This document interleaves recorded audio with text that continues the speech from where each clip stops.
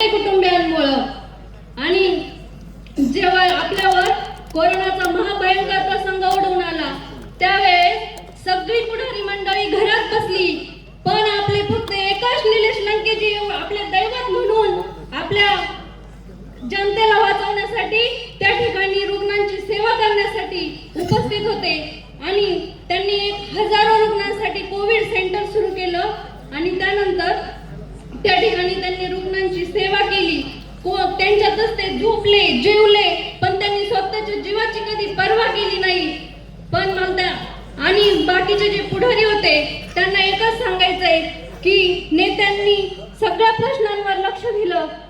शेतकऱ्यांचे प्रश्न असतील, निराधारतेचे प्रश्न असतील, विद्यार्थ्यांचे प्रश्न असतील, सगळ्या प्रश्नांकडे त्यांनी लक्ष दिलं.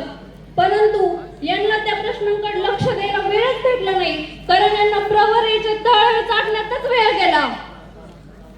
आणि मी एक शेतकऱ्याची मुलगी, मी तुम्हाला सांगू इच्छिते, हे म्हणतात आता आम्ही शेतकऱ्यांच्या मालाला भाव दिला, कांद्याला भाव दिला, परंतु यांनी असं काही केलेलं नाहीये. तुम्ही सगळे शेतकरी आहेत, तुम्हालाही सगळ्यांना मग कळतंय का काय? परंतु सगळ्यांना माहितीये पाठीमागच्या वर्षी दुष्काळ होता म्हणून कांद्याला भाव नव्हता आणि ह्या वर्षी पाऊस जास्त झाल्यामुळे अनेक भागातले कांदे गेले म्हणून या वर्षी कांद्याला भाव या ठिकाणी भेटलेला आहे. हा काही भाव शासनाने दिलेला नाहीये, हा सगळी निसर्गाची किमया आहे. आणि हे म्हणतात आम्ही भाव दिला. आणि पाठीमागच्या वेळेस मी एक भाषण ऐकलं, त्यामध्ये आपले चायवाले आपल्या महाराष्ट्रात आले आणि म्हटले, मेरे प्रिय भाइयों और बहनों, मैंने आपके महाराष्ट्र का प्याज खाया है. अरे भाऊ, तू प्याज खाल्लं पण तू दाम का दिया है आपने? हे मला त्यांना सांगायचं. आपल्या नेत्यांनी दुधाच्या दूध वाढीसाठी या भावासाठी आंदोलन केलं, तर त्या ठिकाणी स्वतः राणीताईंनी भाकरी करून घातल्या आणि ज्या दिवशी उपोषण सुटलं त्या दिवशी नेत्यांनी फक्त लिंबू पाणी घेतलं आणि लगेच दिल्लीला कामासाठी गेले. पण आणि हे काय म्हणतात, एका घरात दोन दोन उमेदवार कशाला? अरे कशाला म्हणजे काय?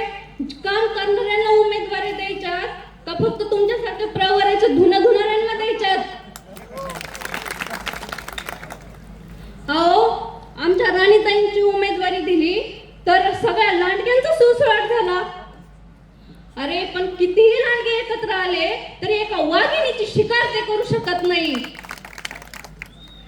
आणि मला त्यांना एकच सांगायचंय की राणीताई तुम्ही 1 लाखापेक्षा जास्त मतांनी निवडून येणारच आहेत आणि त्यावेळेस विजयी सभेत फक्त एकच गाणं वाजणार, अरे नाचू किती उड्या मारू किती, अरे नाचू किती उड्या मारू किती, आनंदी आनंद झालाय र, आनंदी आनंद झालाय र, तुझं हवेत गेलेलं कमळ माझ्या राणीताईनं गाडून